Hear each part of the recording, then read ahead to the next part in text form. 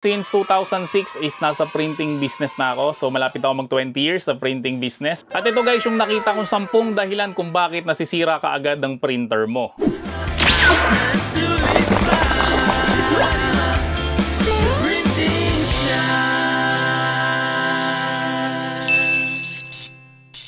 Unang dahilan guys ay kahit saan naman o kahit sinong tao ay gawain talaga to. Hindi tayo nagbabasa ng instruction manual o hindi tayo nag-follow ng instruction. So kapag bumili ka guys ng kahit anong gamit, TV, cellphone, radyo, electric fan, printer, syempre, meron niyang manual. So basahin niyo siya guys ng buo para maiwasan niyo guys yung mga pagkakamali na ginagawa nga madalas sa mga printer. And pangalawa guys, kapag nag-avail kayo sa amin, meron kami sinesend na mga instruction. So mga video yun guys na napakadaling sundin. So ang gagawin mo lang guys is papanoorin mo lang yun ng buo. Yung iba kasi guys ang ginagawa nila, habang nanonood sila, ginagawa na nila kaagad doon sa may printer nila, no? So, maling-mali yun. Dapat ang ginagawa mo, guys, is pinapanood mo muna siya ng buo, tapos pag napanood mo siya, guys, ng buo, saka mo siya, guys, susundin. Kasi, minsan, may mga instructions kami na nakakalimutan naming sabihin sa unahan. At sinasabi namin, guys, sa dulo na, ay, sorry, nakalimutan ko nga palang sabihin ito. So, paano kapag nagawa mo na? Hindi mo na mababalik yun. Kamukha, guys, nung dati nagtuturo kami ng pag-alis ng teeth. Sa may bandang dulo, sinasabi namin doon na huwag nyo nga alisin yung dalawang dulo na mga teeth kasi pag inalis nyo yun ay hindi na mag-feed ng maayos yung mga printer nyo. So marami nagkamali doon kasi nga yung portion na yon sinabi namin sa may bandang dulo. Yung iba kasi ginagawa habang pinapanood, ginagawa na rin nila. So again guys, basahin nyo yung manual ng mga gamit nyo. Kahit hindi printer yan guys, basahin mo muna yung manual. Lalong-lalo na guys kapag yung gamit mo is galing sa ibang bansa. Baka yung voltage yan is 110 lang. So dati nakabili ako ng ganyan, yung BHS. Ang nangyari is nasira siya. Kasi nga guys, hindi compatible yon dito sa may kuryente sa Pilipinas. So pangalawang dahilan guys, ito talaga yung number 1 na dahilan. So siningit ko lang talaga yung kanina na pagbabasa ng manual. Ang pinakadahilan talaga ba nasira yung mga printer mo ay nag-feed ka ng makakapal na papel o pinipilit mo guys na mag-feed ng makakapal na papel dyan sa may printer mo. Actually guys talaga, ang mga printer ay maximum lang talaga niyan is up to 200 GSM lang talaga. So sigurado paulit-ulit nyo na naririnig sa akin to. Kasi paulit-ulit ko na sinasabi kasi marami pa rin nagkakamali dito.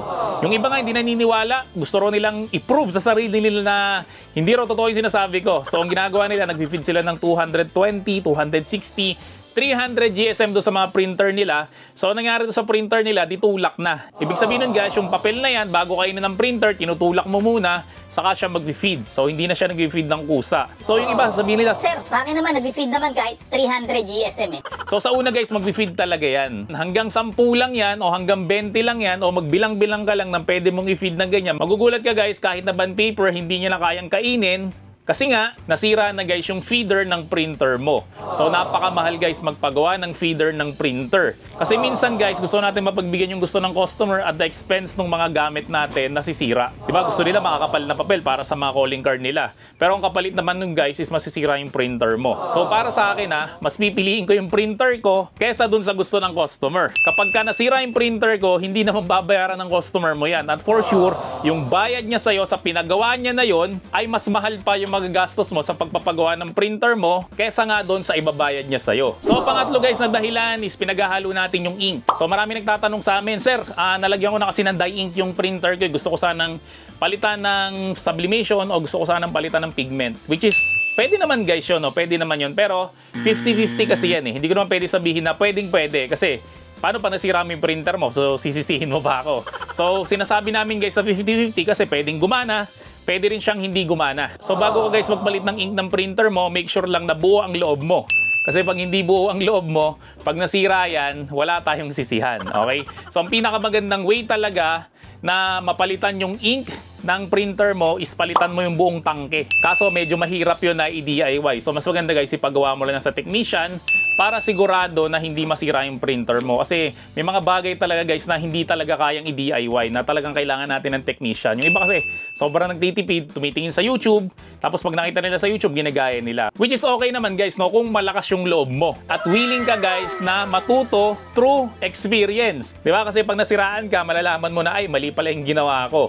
So kapag mali yung ginawa mo, hindi mo na ulitin sa susunod. So again guys, huwag yung pagalu-haluin ng ink. Minsan naman yung brand ng ink, yung dating ink mo is Hansol, tapos papalitan mo ng Kuyi. So hindi rin pwedeng ganun guys, no? Kasi nga, magkakaiba ng chemical yan. Tapos pag may nakita kayo guys na nakalagay sa bote, nakalagay Universal Ink, huwag kayo maniniwala doon. Walang Universal Ink kasi guys, magkakaiba ang chemical ng ink, ng Epson, ng Canon, ng HP at ng brother na printer. Walang universal na ink. So kapag nasira yung printer nyo guys, wala namang guys pananagutan sa inyo yung nagbenta ng universal na ink. Kasi pag binalik nyo sa kanya yung ink niya, ang sasabihin lang sa inyo nun ay hindi ko rin alam. So pang-apat na dahilan guys ay masyado tayo nagtitipid. Nagtitipid tayo guys sa mga materyales like mga papel. Minsan nagtatry tayo mag-nozzle check o mag-print ng mga testing na print dun sa mga lukot-lukot na papel. Common sense naman yun eh. Nababara yan dun sa may feeder mo. Huwag kayo guys mag-feed ng lukot-lukot na papel o malalambot na papel dyan sa mga printer nyo. Kasi nga, malaki ang potential na bumara yan o mag-paper jam. Lalong-lalo na guys sa mga L5290 na printer na pinapadaan natin doon sa may ADF. Kapag guys, pinapadaan nyo sa ADF yung mga papel like birth certificate na mga lukot o malalambot na papel kasi common sense na yun guys, nababara lang yan doon. So kapag kami nagpapasayrok sa inyo at papadaan nyo sa ADF like mga birth certificate or mga lumang documents na malalambot at syempre mga lukot, huwag nyo na lang siya guys tanggapin kasi papagalitan ka pa ng customer sa halagang 3 piso lang. So pang-limang dahilan guys, nakakarugtong rin naman nung pang-apat na dahilan. Syempre kapag ka nag-feed ka nga ng mga papel na lukot o malalambot, syempre magja-jam yan. Tapos pag nag-jam yan guys, ang ginagawa natin dyan is hinihila natin ng malakas, di ba? Kasi napuprustrate na tayo, bakit laging paper jam? Which is actually kasalanan naman talaga natin yung ba't nagpe-paper jam yan. Huwag ka nga mag-feed ng mga lukot na papel, ng mga makakapal na papel, at syempre ng mga malalambot na papel. So kapag ka nag-paper jam yan guys, hinihila natin yan.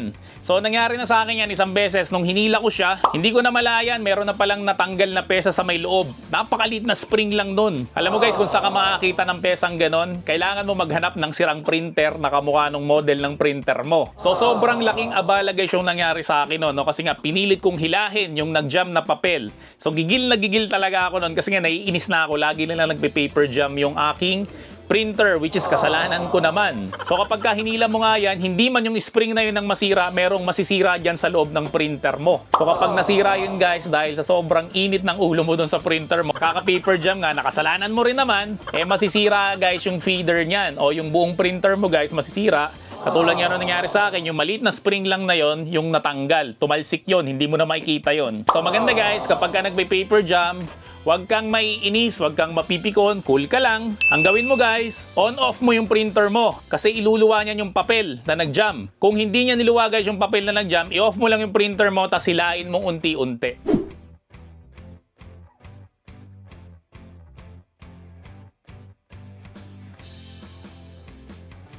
So pang-anim guys na dahilan kung bakit nasisira yung printer mo. Magkakarugtong lang to eh. 'Di ba? Nag-feed ka ng mga kapal na papel o lukot na papel o malambot na papel. So nangyari, nag-paper jam. So napikon ka. Ang ginawa mo, kinarate mo yung printer mo. Nabwisit ka doon sa printer mo, kaya sinuntok-suntok mo, kinalampag-kalampag mo. Naalala niyo yung TV mayroong tube sa may likod, yung makakapal na TV, na kapag ka napipikon tayo, naiinis tayo kasi walang signal o ang labo ng pinapanood natin, di ba, pinapalo natin yon. Guys, huwag mong gagawin yon sa printer mo. Kasi sa maniwala at hindi kayo guys, no, ang printer, merong damdamin yan. Kapag ka nagalit ka dyan o naramdaman niya na nagmamadali ka, na minamadali mo siya, lalo ka nga aasarin yung printer mo. Either na maghahang yan, magja-jam yan, o ano kaya babaga lalo yung printing yan kasi nga nararamdaman niya na nagmamadali ka.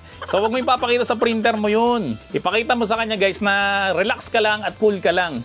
Huwag mo guys rin sasaktan yung printer mo. So ang gawin mo guys, kapag ka nagloloko yung printer mo, kausapin mo siya, punasan mo, linisin mo siya. Tapos pakiusapan mo, sabihin mo na tapusin lang muna natin to. Pag natapos natin to, pagpapahingahin na kita. Nakakaintindihan guys, hindi nyo lang namamalayan. Parang aso yan. Alam niyo yung aso, di ba? Hindi naman nagsasalita yung aso. Pero naiintindihan ka ng aso.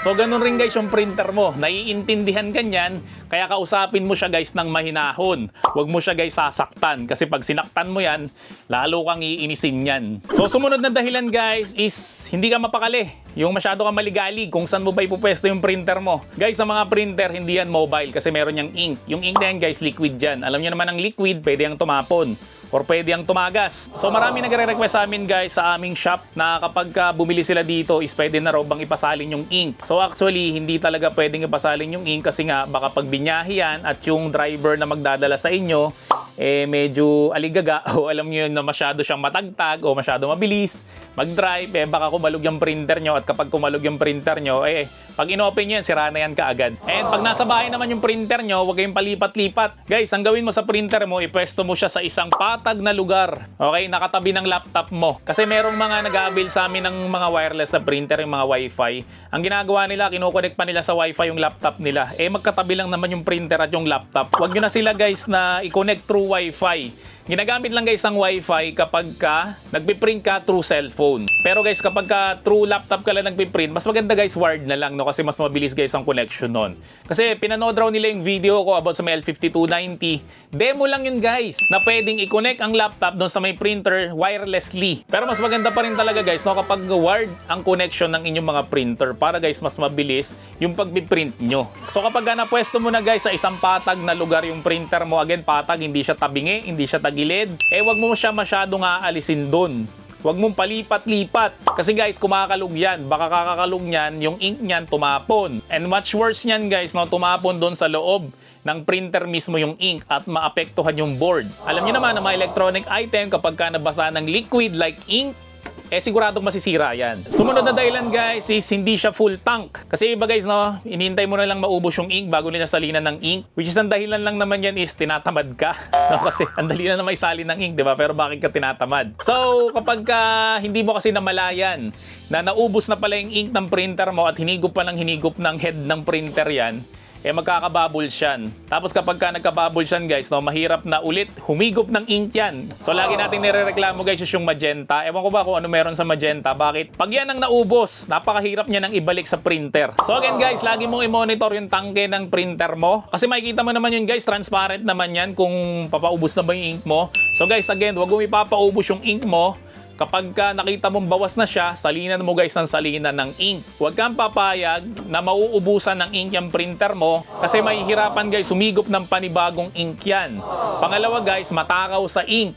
Diba? Kasi kapag sinalinan mo ng bagong ink yan, ipa-flashing mo yan. So kapag finlashing mo yan guys, madadama yung ibang kulay. So itatapon yung kulay na yan kasi nga hinihigop yung kulang na kulay. Hindi naman pwedeng yung magenta lang, walang ganon. Sa Canon guys may ganon eh. Kung yung black lang o yung colored lang yung gusto mo i-flashing. Pero sa Epson guys, walang ganon. Talagang apat na kulay talaga lagi ang pina-flashing natin. So, sumunod na dahilan guys ay hindi ka naglilinis. Kapag nililinis natin guys ang printer natin, hindi tayo gumagamit ng tubig at sabon. Ang ginagamit natin yan guys is Incren. Madali lang naman linisin yung ilalim yan kapag ka napuno yan. Pero malalaman mong puno yan kapag ka napansin mo yung mesa mo is parang may mga tapon na ng ink. Huwag ka magpanik guys kasi normal yon.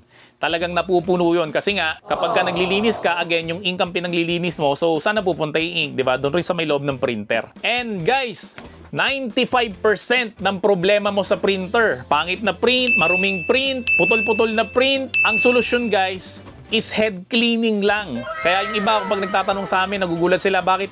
Ang sagot namin, puro head cleaning. Kasi yun naman talaga guys ang totoo. 95% guys ng solusyon sa problema mo sa printer mo is head cleaning lang talaga.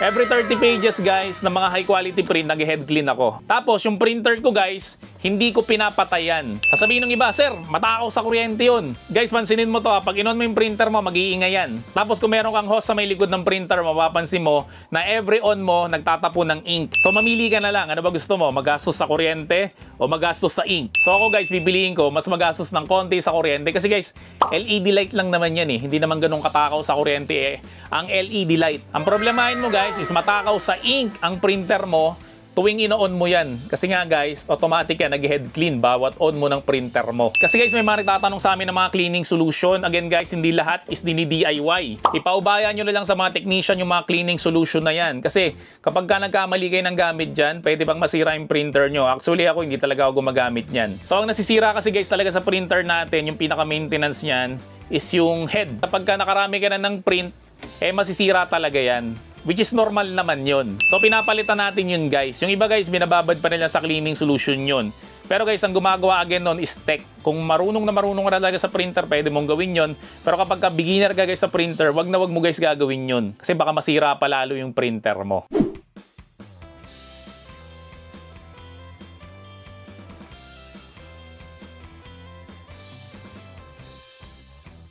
And pinakauling dahilan guys, actually dalawa to eh. Either na overuse o underuse ang printer mo. Ibig sabihin guys, ng overuse, gamit na gamit mo yung printer mo. Marami ka ng pinrint, malaki na yung kinita mo. So overuse na yan. So kapag ka overuse yan guys, ang pinapalitan dyan again is yung head. So wag mo nang panghinayangan guys yung head na yun. Kasi nga, kinita mo na yun eh. Overuse nga yung printer mo eh, di ba? Maraming beses mo na siyang ginamit, so malaki na yung kinita mo, may pambili ka na ng pyesa. So, kaya pag nag-print kayo guys, magtabi-tabi rin kayo. Huwag kayong gastos ng gastos. At kapag hindi na guys nasolusyonan yung head, nasira na yung buong printer mo kasi nga kakaprint mo ng marami, libo-libo na talaga yung print mo, huwag na guys sumama yung loob mo. Ipagpahinga mo na yung printer mo. Again guys, walang immortal na gamit. Lahat ng gamit sa mundo nasisira. Tao nga namamatay eh, yung printer pa kaya. So kapag ka matagal na yung printer mo, like 2 years, 3 years, yung iba nga umaabot pa ng 5 years, ipagpahinga mo na yan. Pasalamatan mo na lang siya guys, at nagsilbi siya sa'yo ng napakatagal na panahon. Kailangan mo na siya guys ipagpahinga at kailangan mo na siya guys palitan. Pangalawa guys is yung underused naman. So ito guys yung pinuproblema ng karamihan dito. So sir, paano ba pag walang masyadong print, mga isang linggo, isang buwan? Masisira pa sir yung printer? Siyempre guys, masisira yung printer mo kasi matutuyuan ng ink yan, di ba? Pero wag nyo naman iisipin yun na wala kayong print ng isang linggo, isang buwan. Nagninegosyo ka, dapat positive ka lagi mag-isip. Lagi mong iisipin na merong magpapaprint sa'yo para hindi matenga yung printer mo ng isang linggo, isang buwan. Kung sakali man na ma-underuse nga yan, halimbawa lang naman is nagbakasyon ka ng isang linggo, isang buwan, mga gano'n, no? So, yun nga, pwede matuyuan ng ink yan. Ang pinakamatagal ko na iniwan yung printer ko na walang print, siguro mga 2 linggo. Hindi naman ako natuyuan ng ink. Yung kasi guys, ang pinakakinakatakutan ng mga may-ari ng printer, yung matuyuan ng ink. Pero, actually guys, hindi yun yung nakakatakot. Ang nakakatakot yan guys, is kapag ka natuyuan ka ng grasa. Kasi pag sinilip mo guys yung loob ng printer mo, yung ibang printer, meron siyang grasa sa loob. Siyempre nga naman, may mga gear yan, di ba? Para umikot yung gear. So, kapag natuyuan ng grasa yan, guys, alam niyo naman mangyari, di ba? Kung meron kang motor o meron kang kotse, kapag natuyo yung gear ng motor o kotse mo, hindi naiikot yun. So, hindi naaandar yung motor o yung kotse mo. So, ganoon rin guys sa may printer. So, kapag hindi mo guys ginamit na matagal yan, yung gear hindi na umiikot. So, kapag natuyo yung grasa nun guys, is tuluyan na nga hindi ikot yung gear nun. So, kapag tuluyan nang hindi umiikot yung gear nun guys, ibig sabihin nun guys, sira na nga yung printer mo. So, maganda guys, hindi ka man mag-print, i-on mo yung printer mo at least once a week. Para guys, umikot yung gear. At syempre, yung katulad nga na sinabi ko kanina, gumalaw yung ink sa loob, di ba? Magtatapon nga ng ink yan every on-off mo. Pero again, wag mong iisipin yon na wala kang print sa loob na isang linggo, sa loob na isang buwan. Lagi mong isipin guys na meron kang print. Kasi guys, kung ano yung iniisip mo, yan yung mangyayari sa'yo. So kung iisipin mo na wala ka talagang print at matutuyan yung ink mo kasi hindi mo magagamit ng isang linggo yan, is mangyayari talaga yan. Kapag iniisip mo naman na lagi may magpapaprint sa'yo, magugulat ka, mahaba na yung pila dyan sa may labas. Thoughts become things. Kung ano iniisip mo, mangyayari yan. So guys, yan lang yung 10 alam ko na dahilan kung ba't nasisira yung mga printer. So kung meron ka pang ibang alam na dahilan kung ba't nasisira yung printer na maganda, i-comment down below mo para mas maraming matuto. So again, sa mga gusto mag-start ng kanilang printing business, so hanapin mo lang kami sa FB, The Printing Shop. At sabihin mo lang guys na napanood mo tong video na to, no, para bigyan ka ng discount. So maraming salamat ulit sa inyong lahat. See you on my next video at bye-bye! The Printing Shop, ayos na sulit pa.